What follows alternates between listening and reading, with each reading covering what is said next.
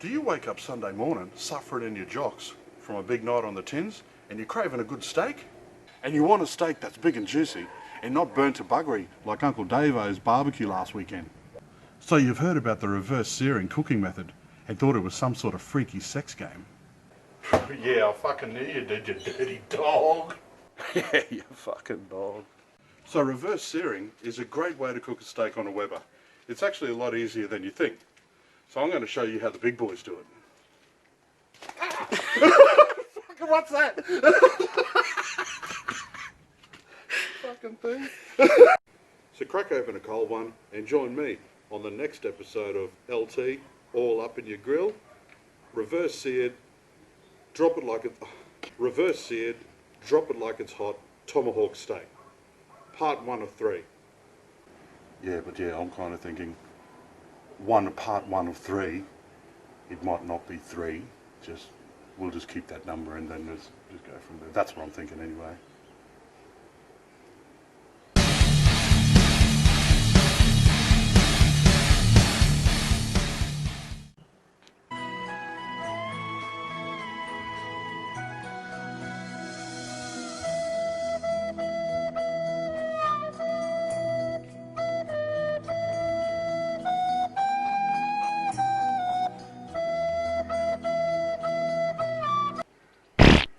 So hey guys, is that on an angle or is it wobbly? It's not straight?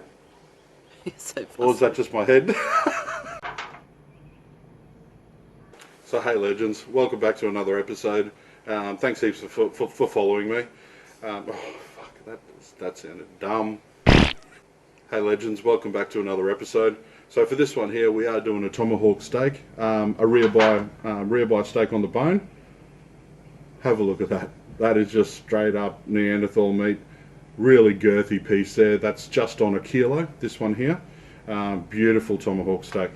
With this here, we are going to do, like I said, we are going to do the reverse sear method. So what we'll do is we'll actually smoke the meat first. And once it gets up to an internal temperature that we like, then I'm going to put it straight over the direct heat, straight over the flames. Get some flame kisses happening on that steak just to finish it off. Prepping this up now, very, very simple. This is the straight up OG method. Basic seasoning here, guys. Salt. Pick more of a grainier or a thicker coarse salt, like a kosher or something like that. You don't want like that small table salt. You want a thicker salt there. Coarse ground pepper. You want the coarse stuff here. And one thing that really sets this off here, guys, is a little bit of garlic powder here. It's like crack for the steak. It absolutely loves it. As a binder, we're going to put a little bit of olive oil on it. But basically, that's all you need. Salt and pepper and a little bit of garlic powder. I'll get it on. Make sure with this, because it is a hefty piece of meat. Like look at it. That's a hefty piece of fucking meat there. It can take it. So don't go all soft with it. Definitely go hardcore. And remember, you want to make sure you want to cover it, a really good coverage on there. Remember, front, back, sack and crack. Yeah, so what we'll do now, we'll season the... Dave, fucking steady on. Fucking stain the flaming crows. Hey look guys, so what we're going to do here, we'll season this bad boy up. You do want to make sure that this is room temp. Fucking steady on.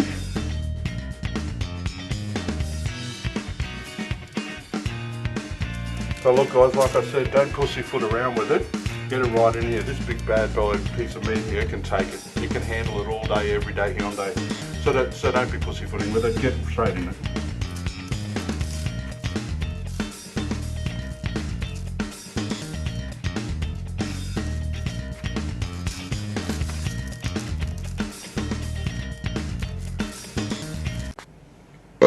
Oh, damn. Hey, look, guys, so look, it's all seasoned up here. I am going to cover it now, get it up to room temp, and just allow that, give it some time to take on some of those flavors, take on some of that seasoning before we put it on the Weber. In the meantime, I will get this covered now and get the Weber sorted out so we can get this bad boy on.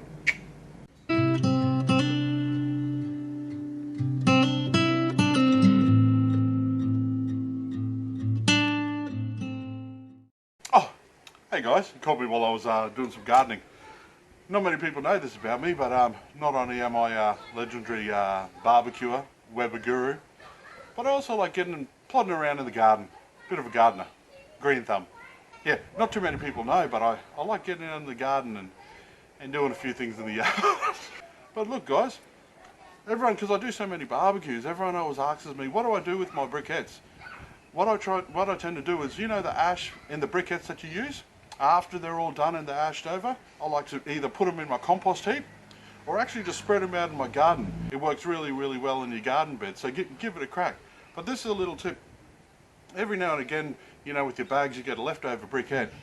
These are perfect if you take clippings at a mate's house or something like that.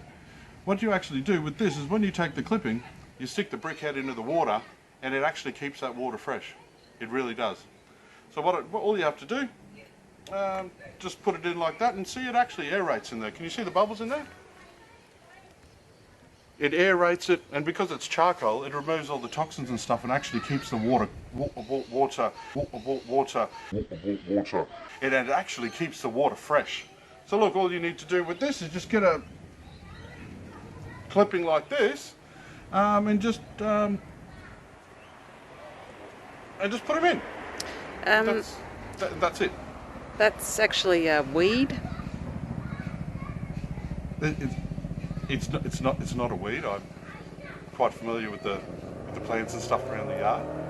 It's definitely not a weed. Like it's not a weed. I'm telling you now, it's not a weed. It's not. It is a weed. It's not. Okay? I know my plants.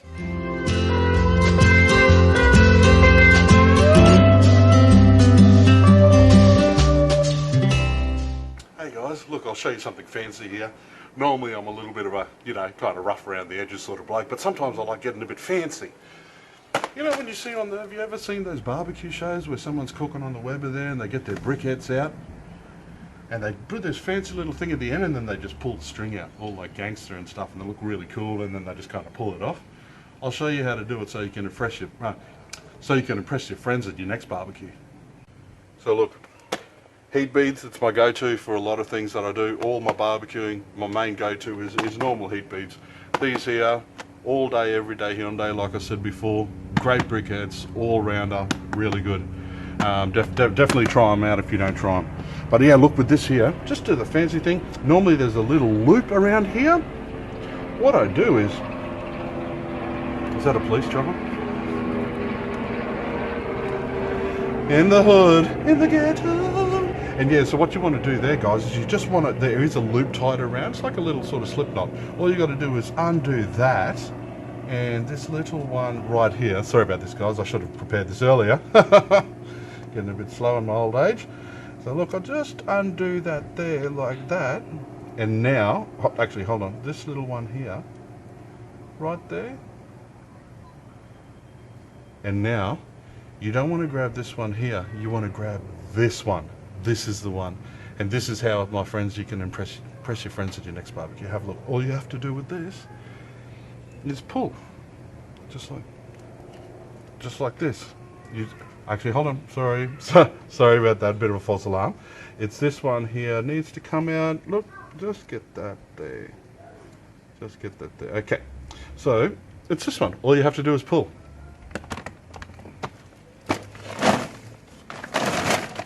So, like I said, all you have to do with this is just pull gently. It will come away quite easy.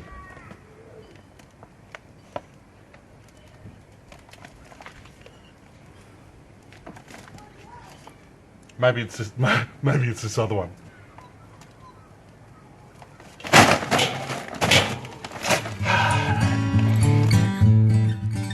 Hey legends, so look, we're almost at the business end here to get this bad boy tomahawk on.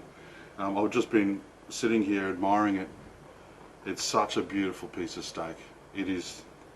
Anyway guys, and look, so the Weber's been heating up. I've got it up to temp there at the moment. With here, you probably noticed with this, with the bone sticking out, that I've Frenched it. More so, it's more for presentation and that sort of thing. But look, for Frenching guys, this is a tip here. I think this is tip number 5028. So with this here, if you want to French this, the easiest method that I find, and it's a hot tip for me, is what I like to do is I like to get my hand like this, and what I do is I put it over this, and then I do an action like this. And the thing is, don't muck around with it. Give it a good go. What you'll find is it all seems to come off. All of that membrane and all that loose meat, it'll actually come off the bone, make it nice and clean. But you really have to get right in there. You fucking pigs. Yep. So hey guys, how you going? We're losing a bit of light here, but you know it's a perfect time to get this on. So I do have the tomahawk steak up to room temp here, which is great. I have probed it because this is really important when we're going to be doing this reverse sear, and I'll tell you that in just a second. So basically here with the setup that we want to cook, I've heated up a couple of briquettes, which I put on the side here because really you are setting this up as a 2-zone. So the 2-zone indirect, so I've got the heat source over here and a cool zone over here. So what we're going to do is set it up like you're doing any other kind of smoking meat. So we're going to be looking at that 250 to 300 degrees Fahrenheit for this cook. So it's that sort of low and slow temperature that we look at when we smoke meats. So all I'm going to do is I'm going to put that tomahawk steak, I will put it over in that indirect side. I will put some smoking chips on too, just to give it a bit more flavour. But really with this, it's not about the timing. With this here, it's all about the temperature. So I'm not really going for check it in an hour, check it in 2 hours. All I've got is with that probe there, once it hits the temperature that I want it to hit, that's when we're going to take it off, let it sit and rest while we get this up to full steam, full noise heat, so we can sear it and flame kiss it at the end, just to finish it off and bring it home. But with this here, guys, really not looking at any sort of timing, just really looking at that internal temp. With this here, I am going for around sort of the internal at around 140 degrees Fahrenheit. That will bring it to around a sort of medium-ish sort of steak before I blast the fuck out of it on straight over the heat. But there, I will actually put here, you see this here? I will actually put the cooking internal temperatures right here. Can you read that? Can you see that shit? But yeah, for this, I am looking at around 140 degrees Fahrenheit internal temp before I take it off. But remember, when you do this, when you do let any meat rest, the residual heat will actually keep cooking. So that residual heat will it can go anywhere from 5 degrees or 10 degrees further. So if you're thinking about cooking a medium steak, when you take it off and let it rest, it might actually be more like a well done steak. So really think about that around your cooking temperatures when you do actually cook any sort of steak or any sort of meat. The resting time, it does continue to cook. So really keep that in mind if you want those juicy sort of cooks and that sort of thing. But look guys, no fucking around. I'll get this on now.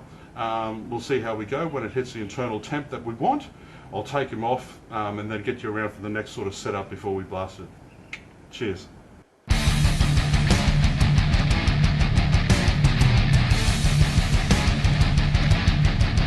Getting smoked out here.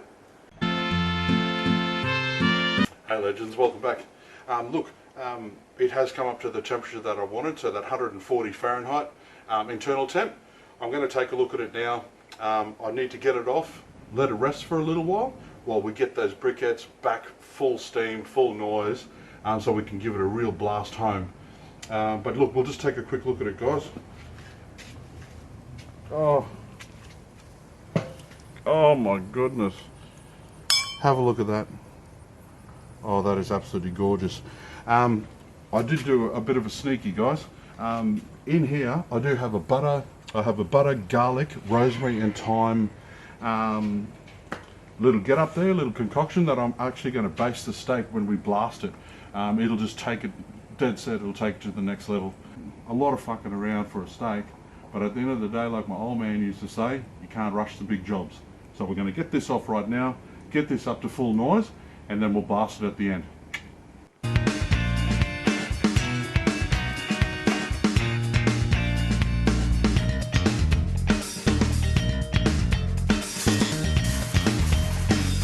Hey guys, so we're at the arse end here, ready to finish this bad boy off. It's been resting for a little bit. I've got the heat back on, bit of full noise there. Really want to get that flame, get those flames kissing that steak there. I'm actually looking at about 2 minutes each side. I'll probably go hit it for a minute, then turn the steak to get those real nice char marks on it.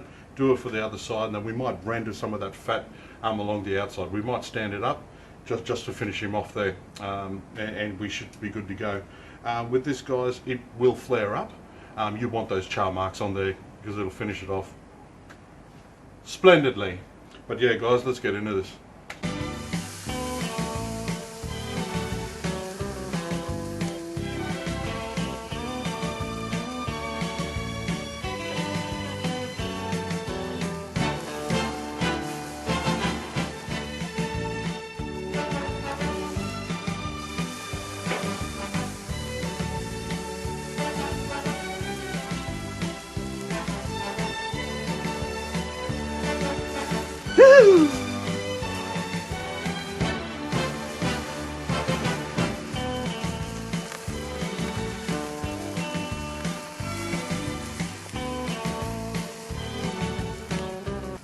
Now that's just a little bit hot.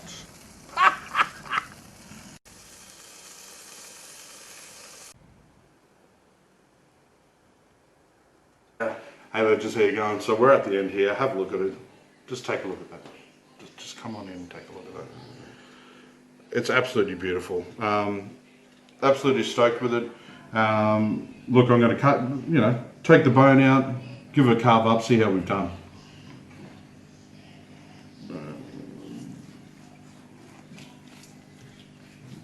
Oh, fucking stop it. Hold the phone. Hold the fucking phone. Oh, shit. We'll just carve it right down the middle, eh? I don't know. I don't want to do anything fancy here, fellas, but... Oh, my lordy.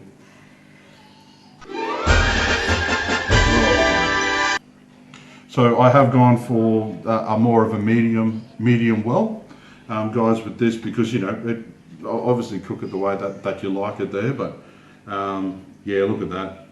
Oh damn! So I'll just carve this up, guys, so we can get the feed on.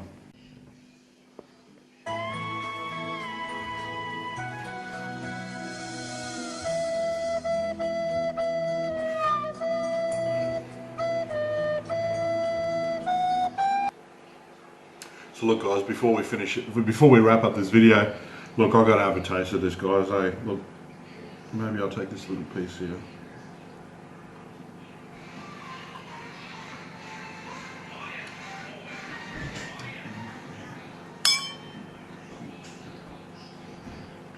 Oh my God, that's unreal. That's a home run. That's straight up a home run. Yeah!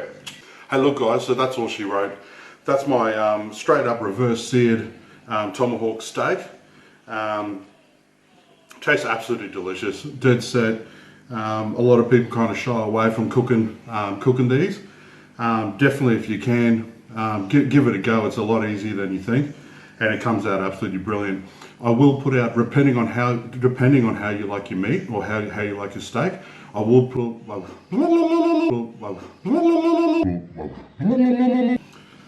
I'll put it in the description below of all the different cooking temps, and so you can cook it to how you like your steak.